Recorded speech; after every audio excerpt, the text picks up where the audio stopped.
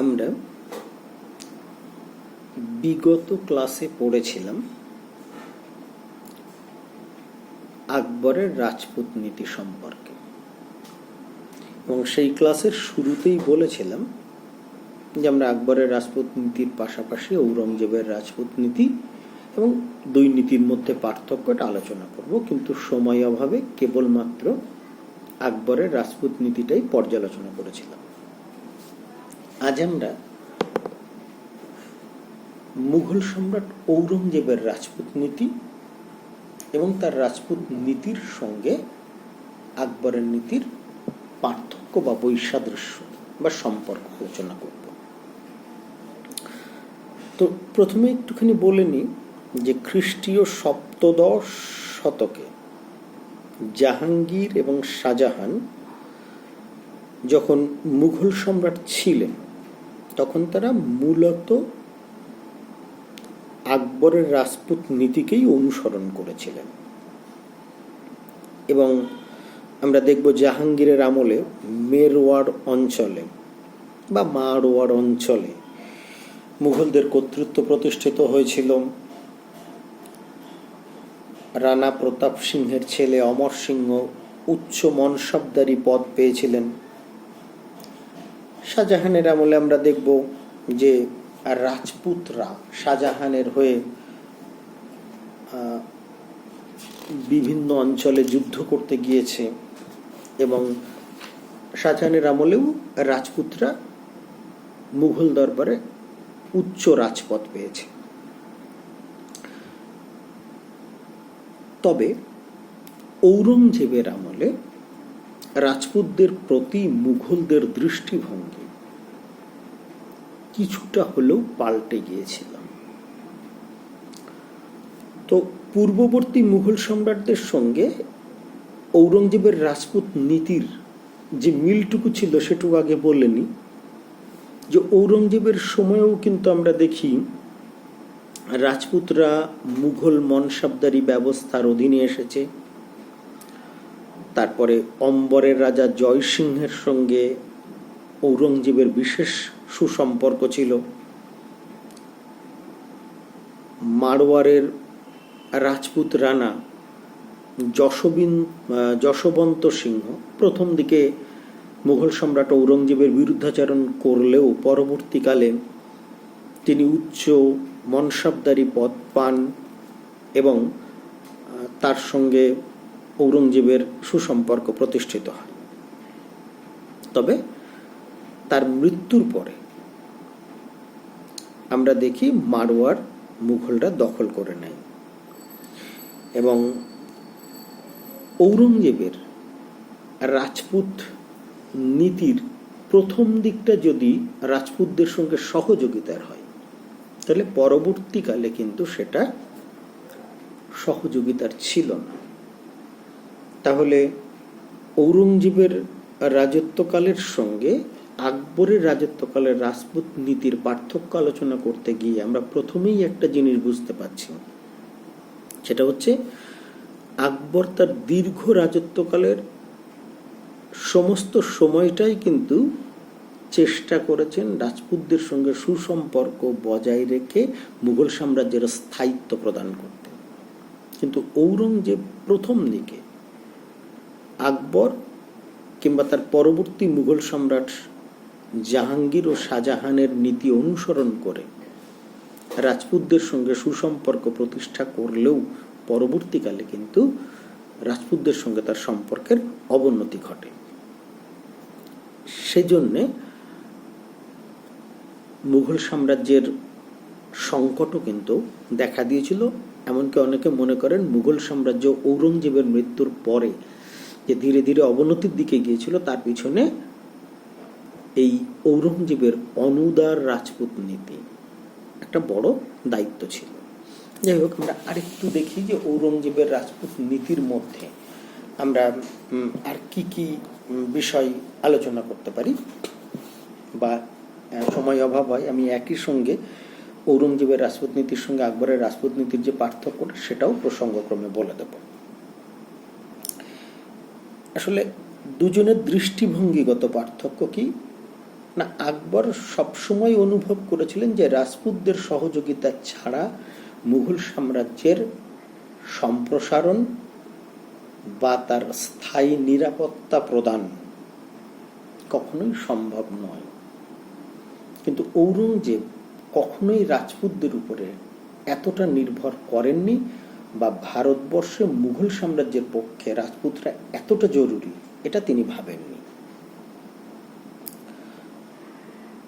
সম্পর্ক স্থাপনের ক্ষেত্রে আকবর যেমন বৈবাহিক সম্পর্কের মধ্য দিয়ে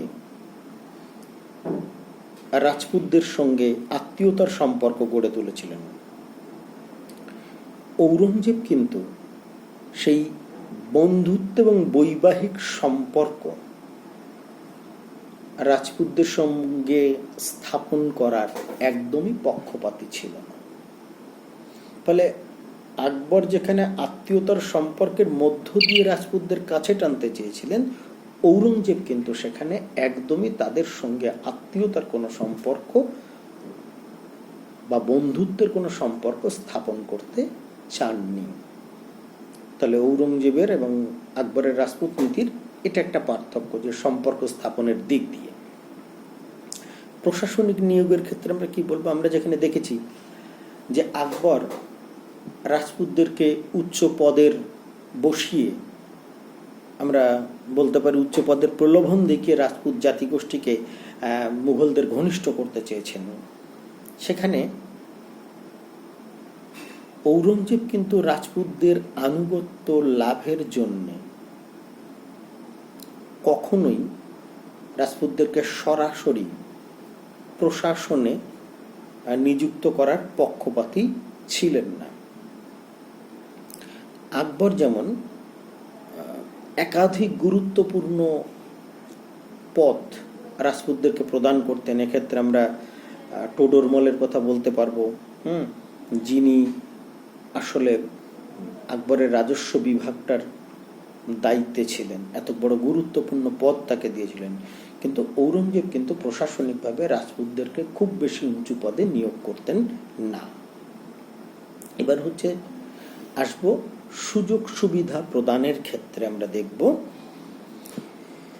যে আসলে আকবর প্রকৃতিগতভাবে যতটা উদার মনস্ক ছিলেন, ঔরঙ্গজেবের মধ্যে আমরা সেই রূপ উদার মনস্কতার কিছুটা হলেও অভাব দেখি। ফলে আকবর যেমন হিন্দুদের হিন্দু জাতিগোষ্ঠীর মুখপাত্র হিসাবে আর রাজপুতদেরকে বিশেষ স্থান দিতেন, শুধু রাজপুতদের নয়, গোটা হিন্দু সমাজের সমর্থন যাতে মুঘল সাম্রাজ্যের পাশে থাকেন। এবং সেজন্য তিনি কি করেছিলেন, যে হিন্দুদের উপর থেকে জিজিয়া কর, তীর্থকর, এরকম বৈষম্যমূলক করগুলোকে প্রত্যাহার করে নিয়েছিলেন, এবং রাজপুত সহ হিন্দু বিভিন্ন কর্মচারীদের ক্ষেত্রে বিশেষ মর্যাদা দিতেন, হিন্দুদের ধর্মীয় অনুষ্ঠানে যোগদান করতেন, এমনকি আর্থিক সহযোগিতা করতেন। কিন্তু ঔরঙ্গজেব এর মধ্যে আমরা এই ধরনের কোনো উদ্যোগ দেখতে পাই না। তার কারণ তিনি গোড়া ইসলাম ধর্মাবলম্বী ছিলেন, তিনি হিন্দুদের কোনো রকম অনুষ্ঠানে যোগদান করার কথা সেভাবে ভাবতেন না, এবং পুনরায় জিজিয়া করটার প্রবর্তন করে তিনি অমুসলিম প্রজাদের কাছে বরং অত্যাচারী, অনুদার এবং সংকীর্ণ মনস্কতার শাসক হিসাবে পরিচিতি লাভ করেছিলেন। ফলাফলের দিক থেকে, পার্থক্যের দিক থেকে আমরা কি বলতে পারি, যে আকবরের রাজপুত নীতি ছিল অনেক বেশি উদার এবং বাস্তবচিত এবং মুঘল সাম্রাজ্যের স্বার্থ রক্ষাকারী। পক্ষান্তরে ঔরঙ্গজেবের রাজপুত নীতি ছিল অনুদার, অবাস্তব এবং তা ছিল সংকীর্ণ দৃষ্টিভঙ্গির পরিচায়ক। ফলে মুঘল সাম্রাজ্য ইসলাম ধর্মাবলম্বীদের দ্বারা শাসিত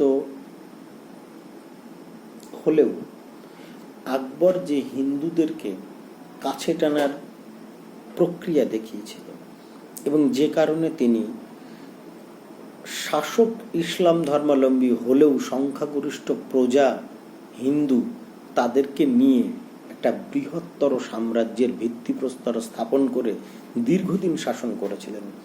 ঔরঙ্গজেবের পক্ষে দীর্ঘদিন শাসন করা হয়তো সম্ভব হয়েছিল তার পূর্বসূরিদের প্রশাসনিক দক্ষতার সুফল হিসাবে, কিন্তু তিনি নিজে এমন কোনো ব্যবস্থা করে যেতে পারেননি, অন্তত রাজপুত নীতি গ্রহণের ক্ষেত্রে, যাতে কিনা ভারতবর্ষে